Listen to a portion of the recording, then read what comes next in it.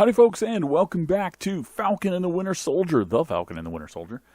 Season 1, Season 1. There may not be a Season 2. These are billed as events, but Episode 2, I got hot chocolate over here. That's what I'm looking for and what I'm reaching for over here. Sorry. You don't get any. Just for me, for being up late. Hot chocolate. Anyway. Season 1, or Episode 1, was, I gotta say it was a little disappointing in the sense of a TV viewer, but not unexpected in the sense of a movie viewer, right? If we've got 6 episodes and we figure this is kind of structured like a movie, 6 episodes, it's going to be like double the length of any movie you've probably seen from Marvel. But the first episode usually starts out, or the first part of a movie starts out with some sort of big action scene. Think of Age of Ultron, big action scene, and then you kind of settle down and you kind of set up the world and figure out what's going on. It's exactly what they did in the first episode, so I shouldn't be disappointed.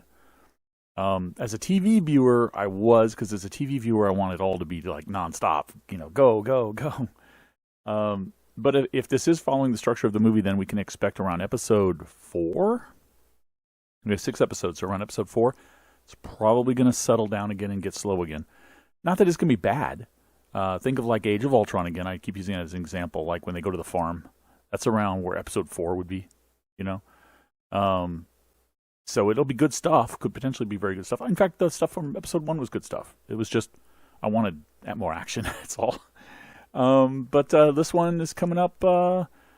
It says The Star-Spangled Man. So it's probably talking about that new Captain America. In fact, the last episode ended with that guy being announced. And everybody, myself included, and every other reactor I saw, everybody's like, no, that's not right. I know that there have been other characters in the MCU that have taken on. I want to finish my talk so I can eat this or drink this hot chocolate. You don't eat it, you drink it hot.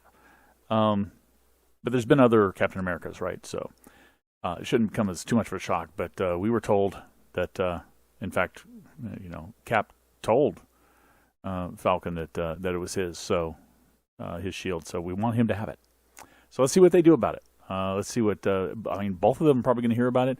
Will they come together in this episode? Because we didn't see them together in the last episode, although we did hear that Sam was texting Bucky, and Bucky was ignoring him. So, here we go. Okay, who's unzipping? Is this the new one or the old one? I don't mean the old Cap, but I mean, Sam. Oh, this is the new guy. And I don't want to fail them. I know. So that's interesting. If that's his philosophy, they're making him out to be not a bad guy, which I kind of predicted they would do. He's trying to be a good guy. But his motivation is he doesn't want to let people down. He doesn't want to fail. He doesn't want to fail the expectations people have set for him. And if we think back to Steve Rogers, scrawny Steve Rogers, his goal was, as he put it himself, it had nothing to do with meeting people's expectations. It had everything to do with not liking bullies, as he put it, and wanting to stop the bullies and help any way he can to stop a bully. Whereas this guy is like, people are setting him up. He came up. He was looks like maybe a quarterback or something on a football team, and everybody had all these expectations of him, and his motivation is just not to let people down, and both can lead to good things, but this one's a lot more fragile than Steve's was. Be yourself. Love you. Love you. Well, they're still together apparently. Yeah, this is the marching band scene from the trailer. Oh, how cute, because it's on the show Good Morning America. After so much has changed. I wonder if they're going to ask him tough questions like, how can you live up to the legacy of Steve Rogers and all that stuff. I wonder if they'll ask, or if they're just going to be fluff. Oh. Humble. For those of you who aren't familiar with John's resume, it's fluff. John Walker, first Captain America always needs to have, and I'm going to need. I don't buy that this guy's a 3-time Medal of Honor winner. First of all, that would be just almost impossible to believe. But anyway, Medal of Honor winner, I've seen a lot of interviews with them. They're extremely humble guys. They are not braggadocious. They don't come in and say, I got guts. They don't say, I'm smart. They don't say, I saved everybody. They don't talk like that. They talk like, the people who really deserve this are the people who didn't come back. That's the kind of attitude they have. They're very, very humble. So I'm not buying they're breaking they're breaking the fantasy for me by saying he's a Medal of Honor winner, but they're also making me think that he's, like I said, really fragile. His personality is very fragile. I can already tell. Need every ounce of it. Feels like a brother. Oh, Bucky. Feels like a brother. And Bucky's like, you totally don't know what you're such a wannabe. Such a poser. A sorcerer is a wizard without a hat. That would have been a lot funnier if we hadn't seen it in the scenes earlier on. Yes, he is. Wonder why Bucky was allowed on. He's not connected to the military. Is it just because he's an Avenger? Assuming he is an Avenger? Brace with the arm, Buck. Nope, it didn't brace with the arm. Get out of my face, Sam, or I'll break it. Okay, heading. Not assassins. I'll see you inside. No. I like that line. We're not assassins. But he's like, well, I used to be one. Huh? Oh, they named him like, well, he was named White Wolf, wasn't he? In Infinity War, they called him White Wolf in the captions, right? She's the one that's going to put a mask on and fight him, right? It looks like the right clothing. Are they all super soldiers? Oh no, they're going to hate this. Here's are the 8 super soldiers running loose. Is this super serum going to be the permanent kind, like Bucky and Steve got, or is this, and Red Skull, or is this going to be, and the other Winter Soldiers, or is this going to be the temporary kind? I know that Agents of S.H.I.E.L.D., MCU, they kind of diverged, but Agents of S.H.I.E.L.D. had a temporary one. Remember the director of S.H.I.E.L.D. who came in, who had the super strength? He was taking injections that would give him super strength like a super soldier. He'd have the equivalent capabilities of a super soldier for a duration of time. Is it that kind? Refugees who were displaced by the return. Good that we're getting an explanation. Council does all that. I get that. Here, if I had Cap's wingmen on my side. It's always that last line. Let's go. My wife and I made this just for you. So I'm sure we're going to find out that these freedom fighters, these people who are trying to do this New World Order, that they're in it for themselves, right? There's something selfish. They want to set up a New World Order where they're in charge or something like that.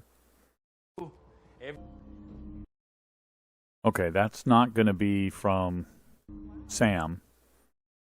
First thought was you took what was mine.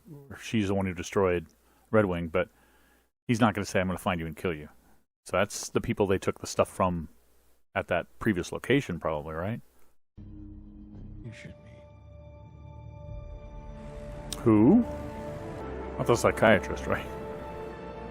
We're here to see Isaiah. Isaiah. My name's Isaiah Livett. Drop me behind the line to go deal with him. He's a super soldier? Wow. Half that metal arm, and even your people weren't done with me. Taking his blood is... He going to be the source of this super soldier serum that these others are getting? Let's go. Wouldn't it be awesome if we got a Captain America, Steve Rogers, old Steve Rogers, to appear even for a short moment and meet with this guy? That'd be awesome. Face each other.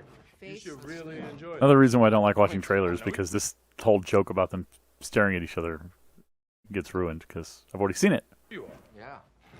In the eyes. There, you see, that wasn't so hard. And the staring contest begins. Maybe he was wrong about you, and if he was wrong about you, then he was wrong about me. Wow. Well, if you can accept... You're telling him to accept that you did what you thought was right. If that's the case, you've got to understand. But can you? You've got to apply that to the new Captain America too, right? You got to take him on his word. I'm not a fan of the new Captain America, but you got to take him on his word right now. You don't know any better that he's doing what he thinks is right. I wonder if they'll do that. If they'll give him the benefit of the doubt or not. They haven't yet. You accept that I did what I. A word of advice then. Stay the hell out of my way. Yeah. See, I wanted to like the guy, but he's just been giving so many clues of, like I said, a fragile personality. And that's another one. No, I'm not getting my way. Well, then you better stay away from me, man. Don't get in my way. Don't stop me from getting it my way if you're not going to help. You know? Not going to end well. I wonder how long it'll take. I mean, the big question is, does he die because of the bad guys? And that's how Sam gets the shield back? Because we know Sam gets the shield back because, again, the trailer spoiled it for us. There's a point where he's practicing with the shield, so we know he gets it back. We know he gets it back before the very end of the series, too, because I think, actually, I don't know that we know it's before the end of the series. It might be the final scene. Who knows? But does this guy die? Does he give up the shield? I don't see him doing that. Does he die? Does the shield get taken from him? Or does he turn bad? And Bucky, I would imagine Bucky, not Sam, has no choice but to take him out. Oh, the one who sent the text message, the power broker. He's going to stay back. We're gonna go see Zemo. That's where Zemo comes in. He's our Hydra guy on the inside. So are they... Is Bucky hinting at the fact that Hydra might actually be behind this New World Order thing, that it's not as pure as the people fighting think it is? Like those soldiers all seem to be genuinely believers. But as it turn out, it's just Hydra, again, trying to take over the world again. There he is. Zemo. Last scene, talking to Black Panther and trying to kill himself. Oh, no. That wasn't the last time we saw him. Last time we saw him, the Hobbit agent was giving him a rundown of what he should and shouldn't, what the rules were in prison, or going to be in prison. Okay. No after credit scenes. Just have to check every time now. Captain America, they did a good progression of this new Captain America over the course of the episode, where they started out making us sympathetic to him. But if you paid attention to some of his personality quirks, you were kind of like, you kind of raised an eyebrow, but you still were fairly sympathetic. You thought, seems like a good guy, right? Medals of Honor, saving his fellow soldiers, helping his fellow soldiers, saving his fellow soldiers, volunteering for dangerous missions, all that stuff. I love the comment that Bucky made about, you haven't thrown yourself on a grenade, and he says, yeah, I've done it 3 times. I use this special helmet that protects me. Well, Steve Rogers didn't have a special helmet. I think that was kind of the point. They didn't, Bucky didn't return with that, didn't retort with it, but that was what the show was trying to say is, yeah, sure, you jumped on it because you thought you could survive it.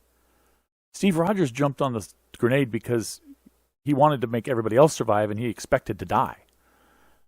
Totally different level of hero, totally different level of courage, I think. I mean, it still takes a lot of courage, even with the helmet, to jump on a live grenade. I totally get that, but it's not quite the same. So they did a good job by the end of the episode of making us realize he's kind of a dick.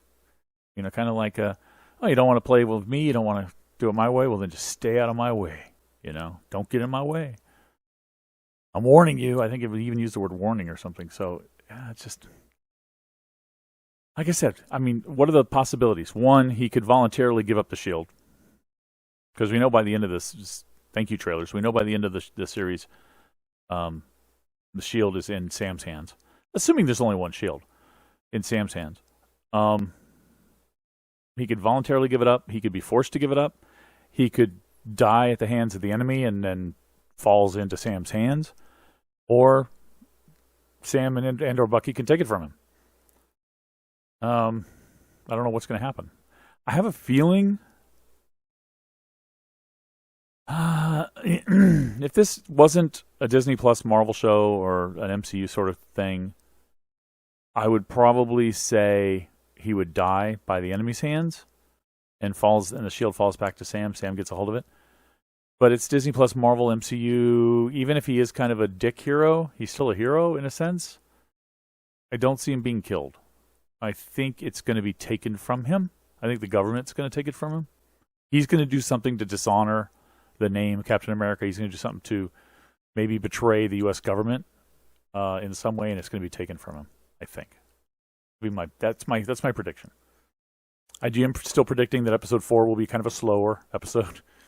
This one was pretty good. Some good action, great character moments. We got our characters together. We learned of a new super soldier who was fighting in the Korean War. So after they managed to somehow replicate or get some of the super serum and made one more super soldier after Steve Rogers was presumed dead, and they made him as Isaiah. That's actually really awesome. And like I said, I'm really hoping that they give a cameo where we can get old Steve Rogers, to meet up with old Isaiah. You know? Since they'd be fairly close in age. I think Isaiah is probably, if he was in his 20s in the Korean War, and Steve was in his 20s in World War II, and they were roughly 10 years apart, although Steve got involved and all that stuff happened around 1944, 43, 44. And the Korean War was in 50, 51-ish time frame. So they're, as much as 10 years apart in age, not that bad. And they age a lot slower, right? Pretty clearly. The super soldiers do, so. That would be cool to get a little cameo. I wonder if the actor would do that, or just a very cool comic booky sort of closure. He doesn't have to be Captain America. He doesn't have to do anything to do the Shield. I just want to see him and Isaiah meet. I just want to for some reason. I don't know why. Like I said, is it Hydra behind this? Because they're going to go talk about Hydra things. Isaiah was talking about Hydra, your people. With Bucky, with Winter Soldier being Hydra. Is Hydra alive again? I mean, you cut off one head, another one grows in its place, or two more grow in its place, or whatever. Is a remnant of Hydra still around, and are they trying to be the ones to take over the world and rule it? And they're using these freedom fighters who don't know any better, don't realize that they're working for an evil organization that wants to dominate the world? That would be an MCU kind of thing.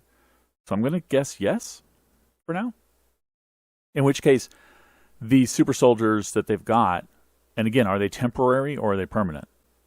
I don't think it's permanent because from what I understand from MCU lore and from the whole concept of the MCU, they can never reproduce that serum permanently. They were only able to do it now for 3 people permanently. Like I said, 4, if you count Red Skull. So is it a temporary serum? I'm going to bet it's a temporary thing, like it lasts, a month or whatever. It lasts a day, a week, whatever.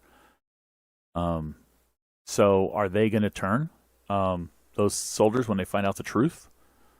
Assuming, like I said, that Hydra's behind this thing, if they learn that Hydra's behind it. Like that lead female soldier. She seems to be key. Like she's going to be around. She's going to be important at the end. So is she going to be the one that helps turn and fights for humanity, for lack of a better word? Because if you're fighting on the side of Hydra, you're not fighting for humanity, right? And she's going to learn that probably. So yeah, I like this episode. A lot more going on here than was going on before. Even the scene with the psychiatrist was kind of cute, although the spoilers, the trailers do spoil some things, which is one of the reasons why I've kind of tried to only watch the very first spoiler and try not to watch the other spoiler, or the very first trailer. I'm even calling it a spoiler now. The very first trailer for something. And try not to watch the rest, because the rest really go in, and then when they have scenes and you watch the scenes, it just spoils everything. So the first trailer is good. It kind of gives you a general feel. But especially if you're going to blind react to it, then don't watch more. It kind of ruins the fun, right? Ruins the fun of experiencing it for the first time. But it was good. I liked it. I liked it a lot. Let me know what you think in the comments, guys. And next episode looks like it's going to be a little bit of a discussion with Zemo and then maybe some more fighting. We'll see. Thanks for watching. I'll catch you next time. Bye-bye.